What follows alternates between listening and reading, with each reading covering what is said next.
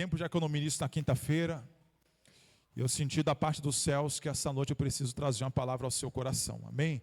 Glória a Deus. A palavra da semana passada foi uma bênção, pastor Davi. Meu Jesus, estou comendo dela até agora. Louvado seja Deus. Retrasada foi o pastor Jefferson que ministrou, e hoje o Senhor está me dando esse privilégio, amém? Gênesis capítulo 45.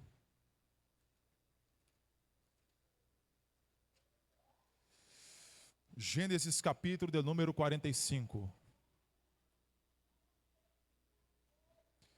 Versículo de número 8. Diz assim: assim não foste vós que me enviastes para cá, senão Deus, que me tem posto por pai de Faraó, por senhor de toda a sua casa, e como governador em toda a terra do Egito. Gênesis capítulo de número 37. Gênesis capítulo de número 37, versículo de número 3 e 4.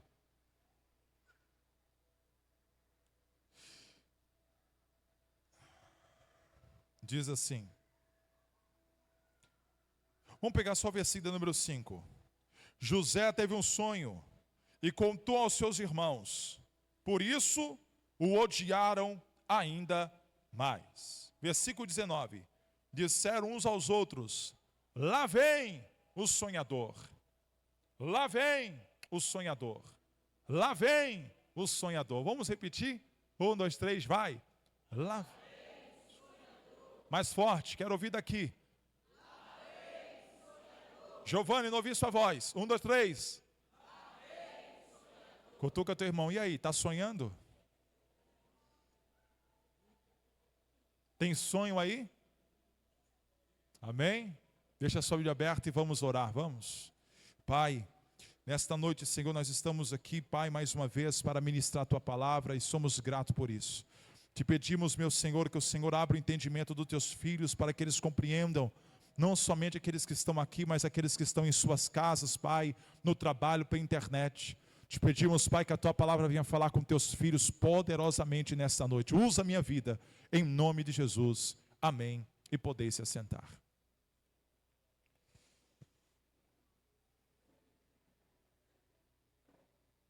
Amém? Vamos lá.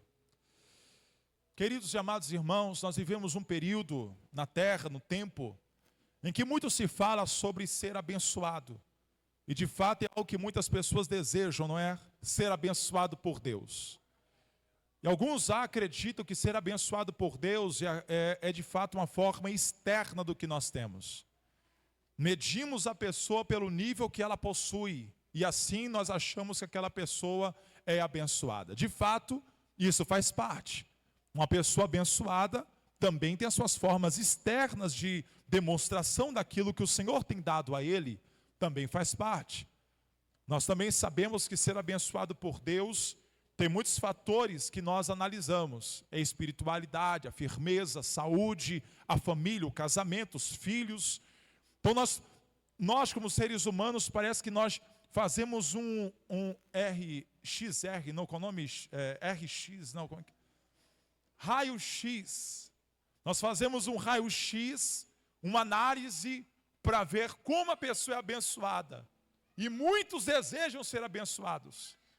Mas alguns não têm a ideia de como realmente significa ser abençoado por Deus. Porque a análise que nós fazemos é externa, ou análise comportamental. Mas a pergunta que eu faço: o que é ser abençoado por Deus? Ou como ser abençoado por Deus? Pastor, eu estou à luta, estou tentando as bênçãos dos céus.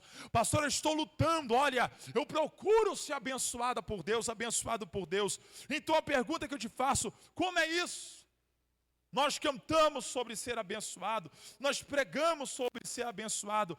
Será, irmãos, que Deus tem uma varinha que bate na testa de alguns e fala assim: pirim pim pim, você é abençoado a partir de agora? Será que é assim que funciona? Será que de fato a gente para analisar desse jeito? Será que tudo é imediato e existente, da forma assim, olha, esse aqui nasceu em janeiro, vai ser abençoado, esse aqui nasceu em fevereiro, não sei, ao meio do carnaval, misericórdia, esse aqui não sei se vai ser abençoado, pastor, nasci no dia 13 para alguns, é só problema. Cuidado com esse tipo de análise, porque Deus não vê a questão sanguínea, Deus não analisa uma questão de família, Deus analisa o coração. E é aí que eu quero entrar, porque nós vamos hoje aprender, irmãos, que a vida de José, vamos ser bem diretos, que hoje o culto é bem dinâmico, a vida de José, para algumas coisas na vida dele acontecer, ele precisou passar algumas fases. Nós precisamos ver que José era uma pessoa abençoada, sim ou não? Sim. Mas para chegar ao patamar que José chegou, o caminho da bênção, vocês vão ter que aprender hoje. Então, se eu trouxe papel e caneta, anota o que eu vou lhe ensinar, a palavra de Deus, como a pessoa, ou quais são os sinais que manifestam na vida de uma pessoa que é abençoada por Deus. Existem sinais evidentes e existem sinais circunstanciais de uma pessoa que é de fato abençoada por Deus. E vamos ver, se eu quero ser abençoado por Deus, eu quero começar com sinais evidenciais. Vamos lá, Gênesis, capítulo de número 37, verso de número 2. Olha o que José passou para ser uma pessoa abençoada por Deus.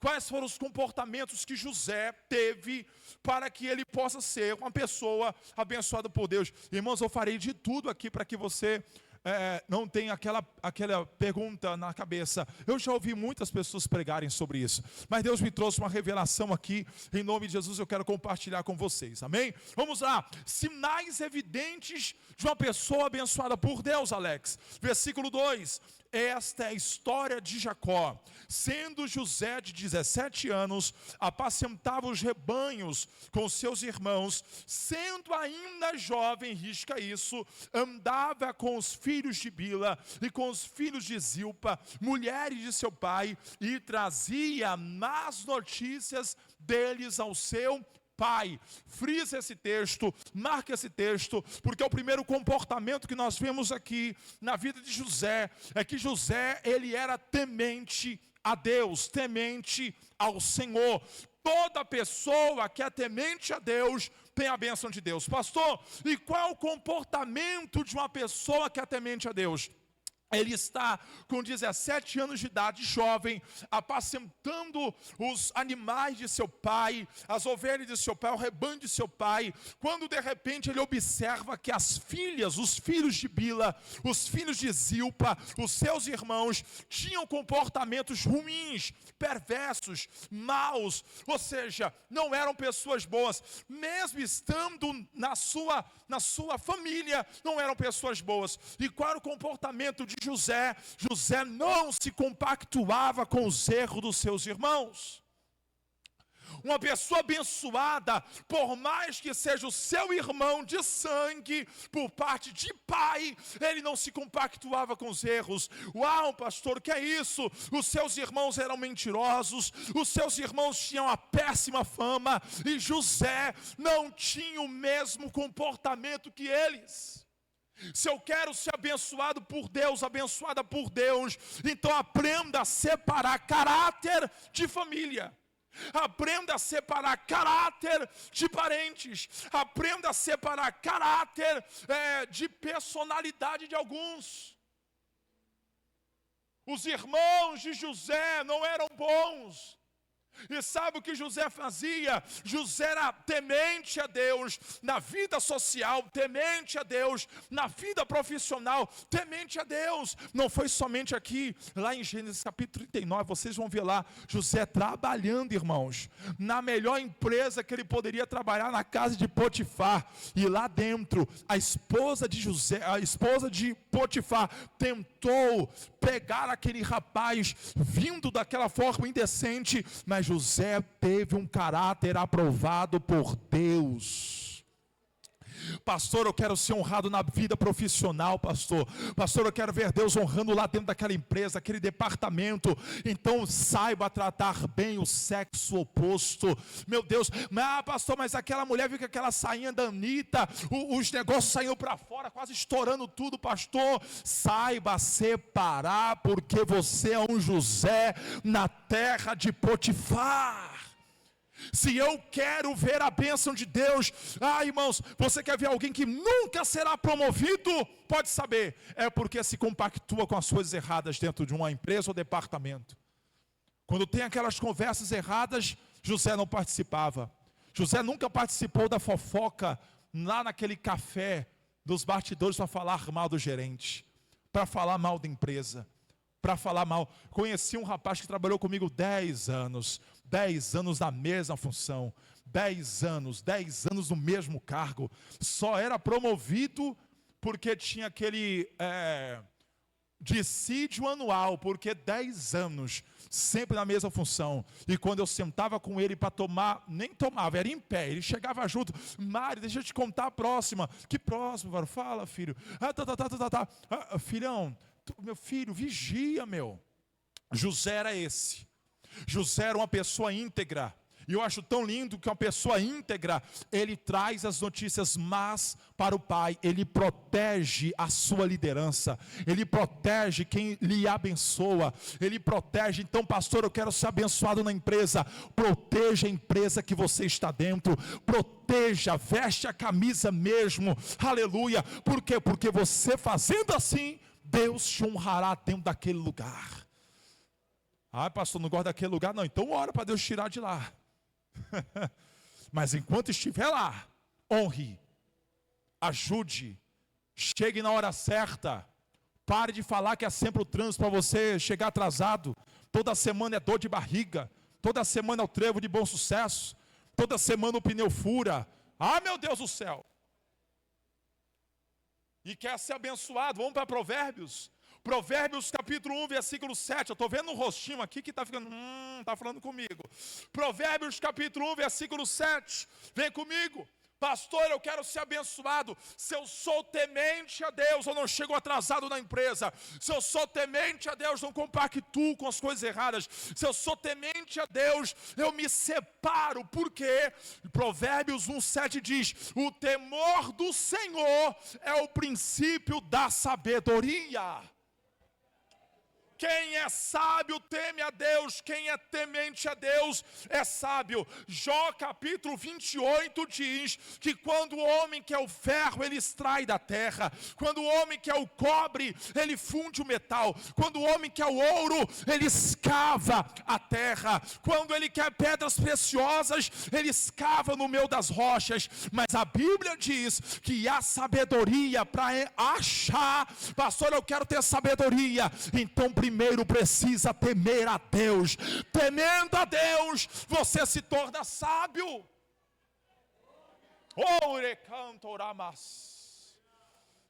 Quer prosperar na vida? Quer ver Deus te honrando? Teme a Deus. E as coisas vão acontecer na tua vida naturalmente. O temor do Senhor é o princípio da sabedoria. O temor do Senhor é o princípio da sabedoria. Então vem comigo, porque o dinheiro compra quase tudo, compra carro, casa, objetos, infelizmente até pessoas, mas não pode comprar o temor ao Senhor. O temor do Senhor vai abrir portas grandiosas para você. Hoje mesmo o irmão mandou para mim um vídeo todo feliz. Pastor, estou abrindo a minha loja de uma franquia extraordinária. Glória. Mandou um vídeo, irmãos, os inox bradando com força.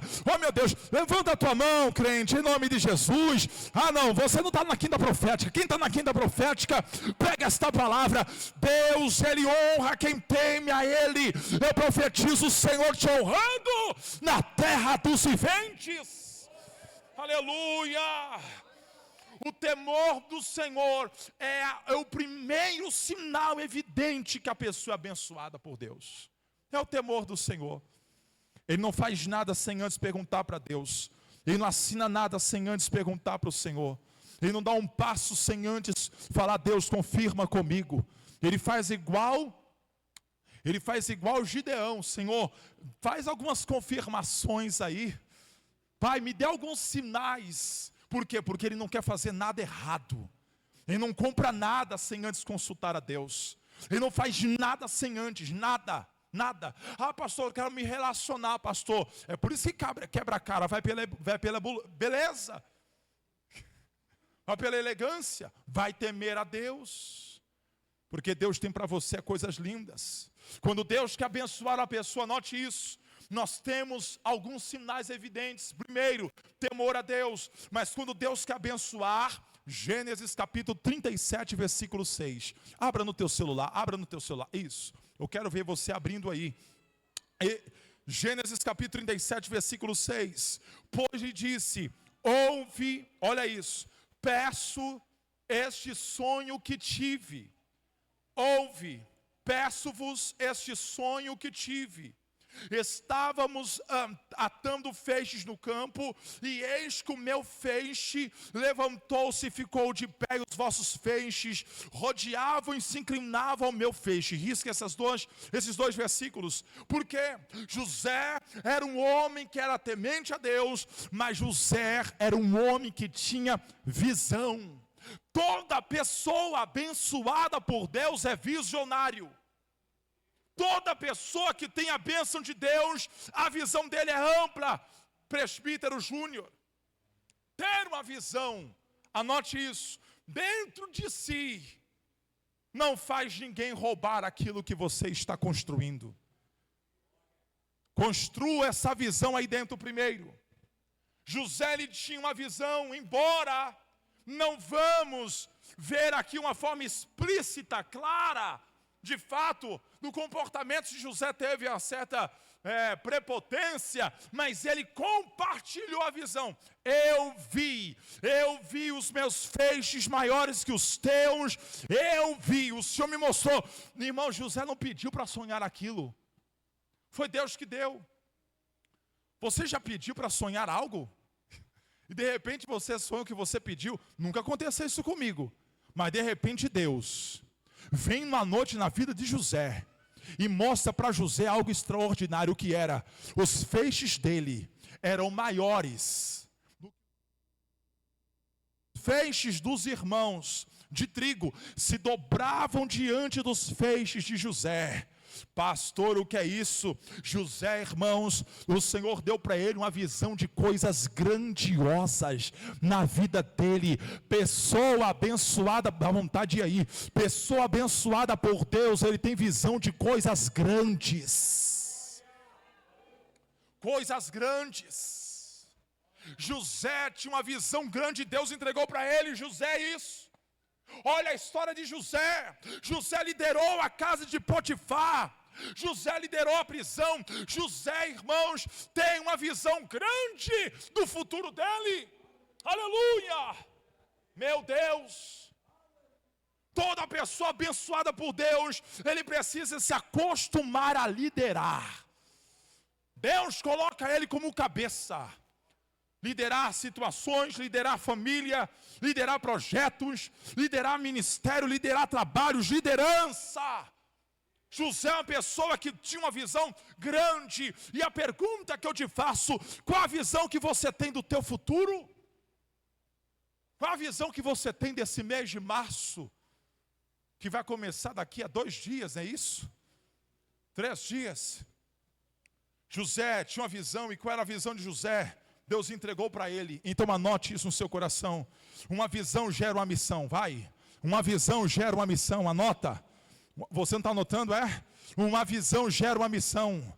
Toda pessoa que tem uma visão, ele tem um objetivo. Toda pessoa que tem uma visão, Deus mostra para ele onde ele vai ter que chegar. Ô pastor Rogério, toda pessoa que tem uma visão, Deus amplia. E ele sabe: eu vou fazer de tudo para alcançar aquilo que Deus colocou diante de mim. Glória a Deus, aleluia.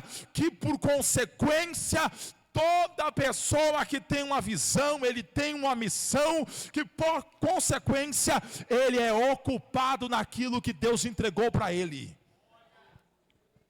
Quando Deus entrega uma visão, Deus também coloca uma ocupação. O nível da... Eita, vai bater, mas segura, não foge não. O nível da tua ocupação é o nível da tua visão.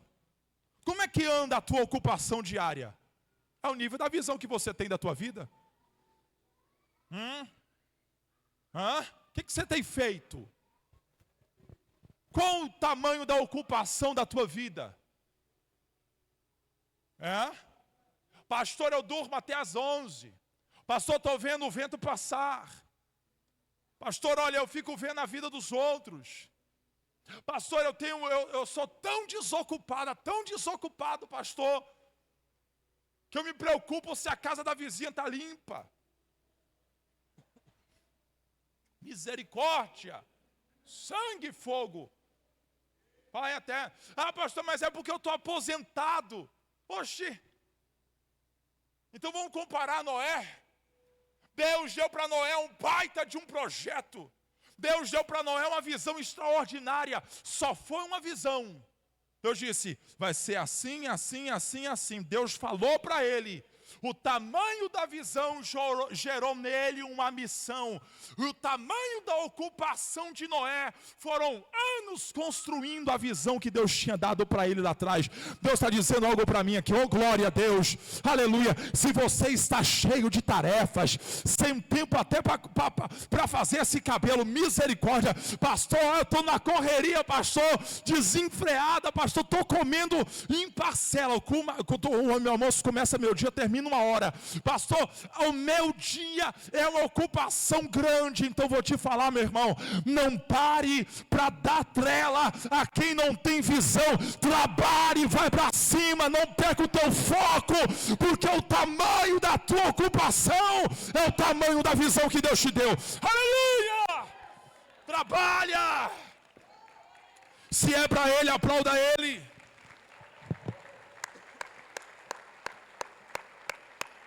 Deus não chama ninguém desocupado. Não, pastor, não.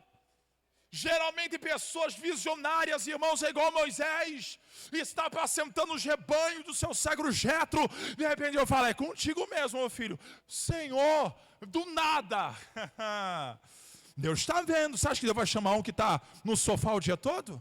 Você acha que Deus vai chamar um, irmãos, que tira 3, 4 horas de sono? À tarde, assiste, vale a pena ver de novo. Que é isso, Brasil? Ainda passa aquele negócio? Deixa eu saber. Você falou, passa, pastor, eu sei que está passando. Lua, sei lá do que, da prova, do trem ruim.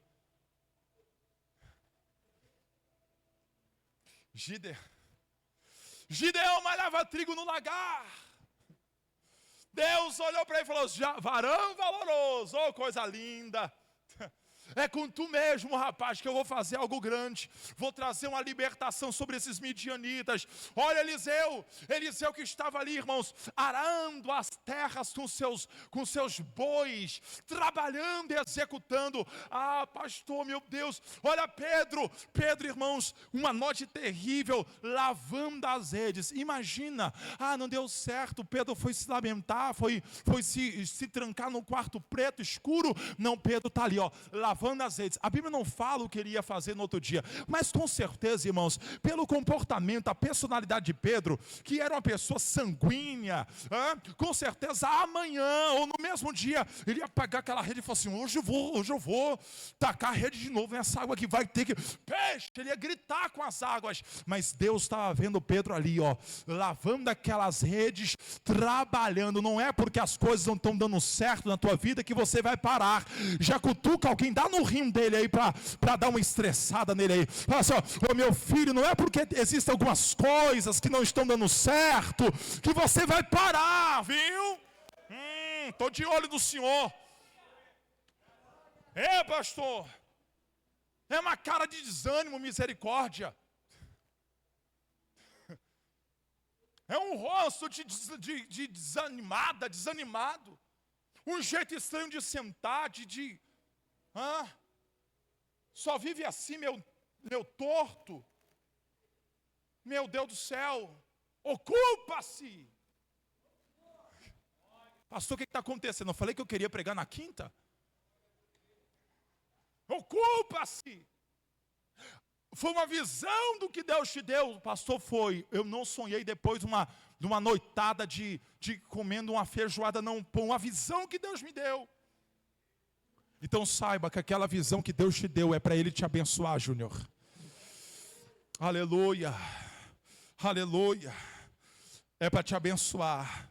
E nenhuma oferta do inimigo vai te parar. A única forma que o inimigo vai tentar fazer você parar da visão que Deus te deu é a chamada distração. Para toda pessoa desocupada sempre haverá um barco da distração.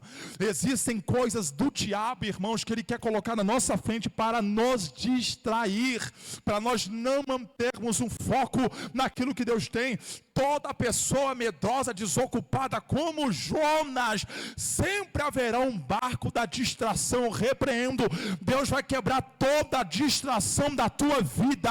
Meu Deus, nem que o teu Deus não vai quebrar teu celular, fique em paz, mas que o teu celular pare uma semana, só para você manter o foco naquilo que Deus colocou para você.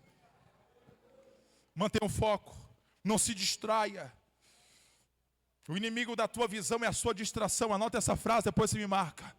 O inimigo da sua visão é a distração. A distração rompe o que Deus tem para você. Vamos agora caminhar para encerrar? Meu Deus. Olha aí, a criança falou, não. Gênesis 37, verso 20. As evidências eu já passei para vocês. De uma pessoa abençoada. Uma pessoa visionária. Uma pessoa temente a Deus. É uma pessoa ocupada. Pessoa ocupada, irmãos, é abençoada por Deus. Agora vamos ver os sinais circunstanciais de uma pessoa que é abençoada. Vamos ver? Vamos lá. Gênesis capítulo 37, versículo 20. A Bíblia diz, versículo 19. Disseram uns aos outros, lá vem o sonhador. Vinde agora, matemo-lo e lancemo-lo numa dessas cisternas e diremos, um animal selvagem o devorou. Veremos então que será dos seus sonhos. Até aqui, queridos. Vamos lá. Toda pessoa abençoada vai atrair oposição. Toda pessoa que tem a bênção de Deus, se prepare para ter oposições. Você já sofreu ou tem sofrido oposições diretas? O gostoso é quando a pessoa declara que é o teu opositor. Não é? Eu sou teu inimigo. Eu vim para bloquear, eu vim para ser uma pedra de tropeço na sua vida. Existem certos comportamentos que a pessoa não vai dizer claramente que é uma oposição, mas o comportamento diz que não quer que você caminhe, que não torce pelo seu crescimento, que não torce pelo teu sucesso, que quando você alcança algo não vai vibrar, não vai, oh, que bênção, uau, yes, não, nada disso. Olha para mim, ei, oh, olha para mim, ó, é uma oposição que não vai, é maligno. Mas esses irmãos de José aqui, irmãos, é do tipo do inimigo que vai tentar de todas as formas que puder colocar obstáculos, paralisar você e atrapalhar os seus projetos. Toda pessoa abençoada por Deus precisa aprender, anota essa frase que vai vir daqui a pouco, precisa aprender que a oposição faz parte das bênçãos, do bloqueio das bênçãos de Deus na sua vida. Mas a oposição de José, foi da onde, pastor? Começou dentro da sua própria casa. E muitas vezes, Jesus, está bem consigo mesmo, mas dentro da sua própria casa tem oposição. Você tem sofrido oposição dentro da sua própria casa? Você tem sofrido oposição dentro do seu próprio lar? Pastor, eu tenho sofrido, pastor. Então por que Deus permite isso? Porque Deus permitiu que os irmãos de José viessem ser a sua oposição. Anote, Deus permite oposição, primeiro, para nos levar a um nível de conquista maior do que você pensa. Oh, Recam da Arábia, aleluia. Imagina se a nossa vida fosse oposições só de coisas tão pequenininhas. Oxe, ia ser muito fácil. Não é verdade? Mas Deus permite oposição para justamente nos mostrar que dá para você conquistar coisas maiores do que você pensa. O nível da bênção também vai elevar o nível das oposições. Mas a questão é, tu está disposta a viver isso? Tu está disposto a crescer? Eita Jesus! As oposições faz você melhorar quem você é. As oposições faz você ter atitudes diferentes. As oposições faz você ter estratégias diferentes. Meu Deus, Pai eterno, você terá que aprender no meio da oposição a ter estratégias que você não teve. E geralmente são assim, não é verdade? Quando você observa que tem uma pedra aqui e é muito grande, você vai tentar superar, meu Deus, é só dar um passo para o lado, dar um passo para frente. Então aqui, ó, fechou, só vitória. Tem pessoas, irmãos, que estão perdendo muito tempo, talvez pedindo. Olha o que o diabo tentou fazer com Jesus. E eu compartilhei isso aqui alguns, sei lá quantos meses atrás, compartilhei com vocês. O próprio inimigo disse para Jesus assim: olha, peça para o teu pai que transforme essas pedras em pães. E irmãos, seja sincero, o inimigo quer que a gente perca nosso tempo pedindo para Deus, para que haja transformação de pedras em pães, se Deus já tem o pão pronto. Ele quer colocar distração na missão que Deus tem para nós. Pare de orar por aquilo que o inimigo quer que você ore. Meu Deus. O inimigo quer que nós venhamos focar pedras.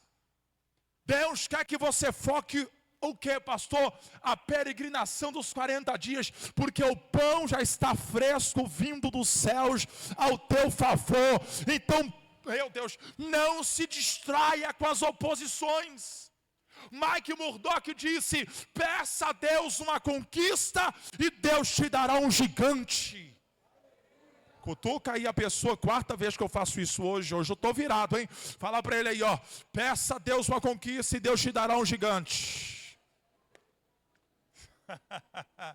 Ah não, pastor, Deus, já vou chegar lá, o mar vai estar aberto. Vai estar nada. Ah, pastor, eu vou chegar lá, o leão vai estar com a boca fechada, vai estar assim, ó, vou te matar. Ah não, meu Deus, não, eu vou me tornar um príncipe. Então se prepare para os filisteus. Se prepare para ver fornalha quente. Se prepare para algumas adversidades, porque para Deus a conquista passa as conquistas passam pelo nível, não, o gigante passa pelo nível das suas conquistas. Deus lhe dará gigantes ao nível que você está precisando de uma grande conquista. Se você está enfrentando oposição, mesmo sendo a pessoa íntegra, é um sinal que você é uma bênção da parte de Deus. Estou terminando. Olha o que diz o texto, versículo 23. Olha lá, Igor. Olha lá. Olha, Hugo. Olha esse texto. Olha esse texto. Olha esse texto. Irmã Jéssica. Versículo 23. Se eu estou querendo viver milagres, irmã Richelle, Deus, Ele vai me dar alguns sinais. Versículo 23. Quando José e seus irmãos, estes o despiram, tiraram a sua túnica e de várias cores que ele estava usando, tomando-a, lançaram na cisterna. Ora, a cisterna estava vazia e não havia água nela. Meu Pai eterno, qual o sintoma que você é uma bênção de Deus? Pastor, eu sinto que eu sou abençoado por Deus. Então pega isso. Pegaram José, despiram a túnica dele e lançaram ele dentro de uma cisterna vazia e seca. Toda pessoa abençoada por Deus vai ter o tempo do isolamento e o tempo do silêncio. Ah, pastor, eu quero passar por isso não. Então vigia. Jogaram José dentro de uma cisterna vazia e sem nada lá dentro. Eu quero ser abençoado por Deus, pastor. Então você terá que enfrentar o tempo de isolamento, o tempo de ficar longe dos pais, o tempo de ficar longe da família, o tempo de ficar longe de apoiadores, o tempo de ficar longe. O silêncio tomou a conta da vida de José.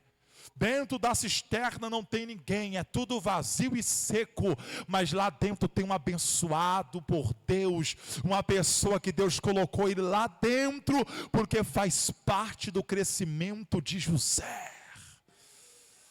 Oh, meu Deus, tem horas que o silêncio é bênção, tem horas que o isolamento é bênção e você não entende. Tem horas que a cisterna vazia é bênção. Imagina José gritando por socorro, clamando, ninguém por perto, ninguém dando um sinal. Onde está Deus? Quantas pessoas hoje vivendo assim? Tempo do silêncio, silêncio de pessoas, tempo do calabouço, tempo de Deus ficar calado. Mas o Senhor manda eu dizer essa palavra, e eu escrevi aqui: a gente precisa entender o que Deus está falando. O tempo do silêncio na terra é onde Deus mais fala. Tem hora que Deus, você não entende, mas tem hora que Deus coloca você num ambiente de silêncio, só para você parar de ouvir a voz de outros, só para ouvir a voz dEle. Oh, glória! O silêncio não é para você entrar em depressão, não, minha filha. O silêncio é para você fechar a porta e chorar dentro daquele quarto, não, meu filho. O silêncio é o momento onde você para ouvir a voz de Deus. Quando a terra fica silenciada, Deus fala conosco. Normalmente quando Deus silencia os homens, é para nós ouvirmos mais a voz dEle.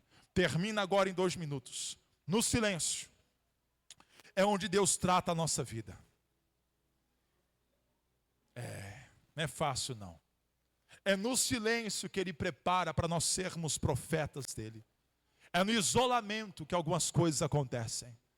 É quando não tem notícia nenhuma boa, aí o Senhor fala: eu estou com você. Termina agora, versículo 20. Meu Deus, mas tem uma hora que o silêncio é rompido. Versículo 20, capítulo 39, versículo 20. Capítulo 39, versículo 20, diz assim o texto: então o Senhor de José o tomou e lançou na prisão, no lugar em que os presos do rei estavam presos. Mas enquanto José ficou preso, o Senhor era com ele. Enquanto José ficou preso, o Senhor era com ele. Estendeu sobre ele a sua benignidade e lhe concedeu graça aos olhos do carcereiro. José, meu Deus, José viveu 2 coisas na vida dele, irmãos. 2 coisas. Mas o que eu aprendo aqui, vamos lá. Primeiro, o difícil para José parecia que estava se tornando impossível. E vamos aplicar o texto agora e vamos encerrar. O difícil pode se tornar impossível.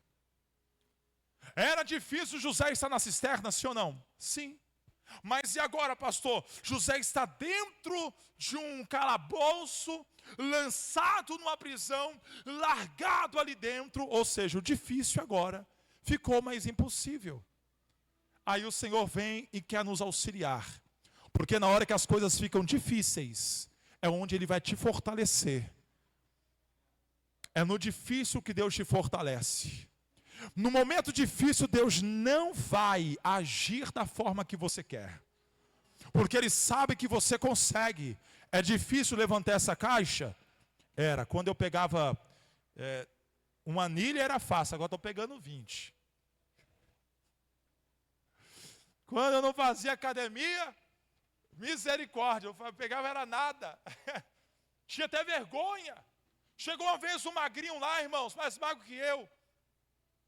Começou a fazer os negócios nos tríceps, nos bíceps. Eu falei, meu Deus, misericórdia, estou com vergonha, Jesus. Comecei para a academia quase fechando, 10h30 da noite. Eu olhava lá, não tinha só os grilos lá, né? Chegava lá para não ter vergonha, no meu cantinho. Eu aprendi uma coisa, irmãos. Quando é difícil, se a gente se esforçar, nós conseguimos. No momento difícil, Deus não vai operar milagre na tua vida. Pastor, que palavra é essa? É pastoral. No momento difícil, Deus não vai operar milagres. Milagres só acontecem no momento impossível. Tempo difícil você consegue, tempo difícil você tem força. Mas agora eu aplico, porque nos impossíveis, Deus entra. É agora que o negócio acontece. No difícil você vai pegando ali, você vai se esforçando, você vai ganhando força, vai ganhando massa, você vai tendo estratégia, mas no impossível Deus começa a agir. Imagina comigo, José trabalhava pesado. José, numa prisão, pastor, o negócio apertou sim. O que era difícil agora, trabalhando na casa de Potifar, trabalhando como escravo, agora dentro de uma cisterna, agora dentro de um calabouço, a situação ficou impossível. Deus agiu ali. E agora o Senhor colocou graça na vida de José. E o milagre aconteceu. Então eu quero que você fique de pé. Você que está vivendo duas situações, ou difícil ou impossível. Fique de pé, por favor.